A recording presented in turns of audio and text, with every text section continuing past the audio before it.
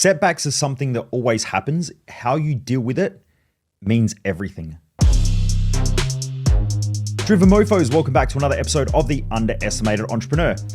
Today, I'm answering the last of the questions in our community Q&A that I ran on Instagram.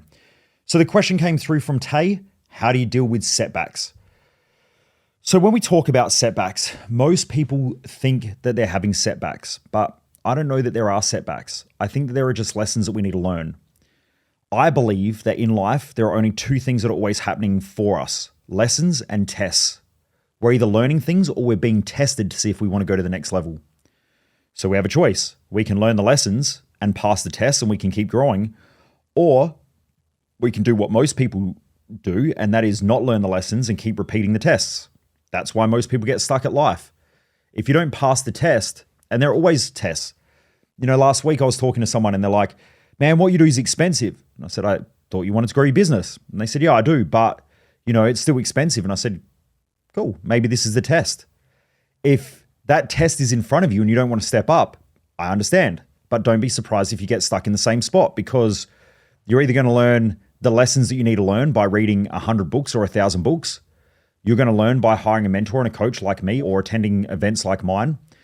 Or you're just going to hope and pray and hope that you'll figure it out along the way, which is what most people do, and it doesn't really get them anywhere. This is why 56% of businesses fail in the first 4 years.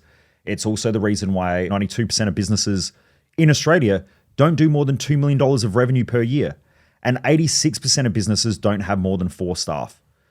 Very predictable. Most people think that their business is the most awesome shit ever until they've been working in it for 5 or 6 years and then realize they fucking hate it because they're not getting the results that they want. All that resentment gets built up because they don't want to grow. That's all it comes down to. If you don't learn the lessons, you can't pass the tests. And tests are being placed in front of us all the time. We get tested with staff. You get tested with your kids. You get tested financially. You get tested with your health. What you do at those tests matters. It means everything.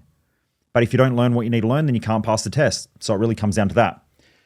So now when we're talking about setbacks, we don't really have a setback. We just are stuck at a level. You might be expecting that something's going to work and you get smashed. So I'll give you an example. During COVID, we had growth previous to COVID. We were growing. All of a sudden, COVID hits. Bang. Finances contract. We ended up having to lay off a bunch of staff. So we went from whatever it was, 13 or 16 staff or whatever we had back then. And we went back down to 1 staff member. We got rid of all of the staff apart from 1 person. But what that was a test, right? And I had to learn a bunch of lessons. I had to learn about better financial control. I'd never done that before in business. You know, when we were growing, I just kept my foot on the gas and I just kept making money, and money would come in and money would go out, and I didn't really give a shit. But when COVID hit, I was like, crap, I need to get better at money, because I can't go to bed every night anxious by not knowing where money is, how much is coming in, how much is going out every month, how much we've got to pay in tax, what our GST bill is or our goods and services bill. Like, all of those things mattered. So I got better at finance. I learned the lessons. Then I looked at staff and I went, well, really what I did was I hired whoever I could. I didn't have the right process to manage staff effectively. I was not a good manager and I was not a good leader. So here's what I did. During COVID, I read as many books as I could on leadership, as many books as I could on management. I started setting up with Jess better structures, better processes, better reporting. Then we built out a whole HR system.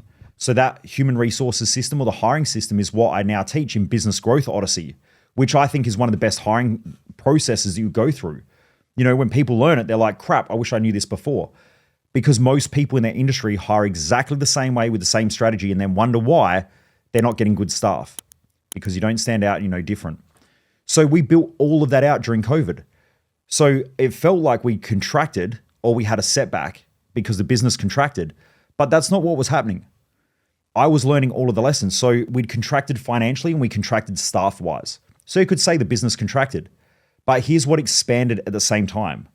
My knowledge, my self-reliance, my courage, my leadership skills, my management skills, my ability to communicate. All of those things grew. My relationship with Jess grew because we had to work together as a team. Prior to that, we would argue and fight a lot in the business. So would I go back and change it? No. Because I got everything I needed to. I had to learn the lessons and I had to pass the test. Guess what happened after COVID? We grew a little bit. Then since October last year, we have been banging. Like we've been going crazy. This start to the year has been our biggest start to the year that we've ever had in business. That was from 3 years ago during COVID, right? That didn't just happen in October because people ask, they're like, well, what made the business grow? Like what changed in October? It didn't change in October. What happened was 2 to 3 years ago, we went through COVID. I had to learn all this shit. We had to put in all the systems. We had to hire people. We had to keep the business nice and tight. And we just got better. I did bring in mentors and stuff like that. That has helped quite a lot. Like that's been a massive impact. But it's not just the one thing. It's a whole bunch of lessons and tests that I went through that have allowed the company to expand. So I wouldn't recommend talking about setbacks. I would just recommend thinking about lessons or learnings and tests. If you learn what you need to learn, then you pass the test. If you're in a contraction phase, it's just because you need to learn something that you're not learning.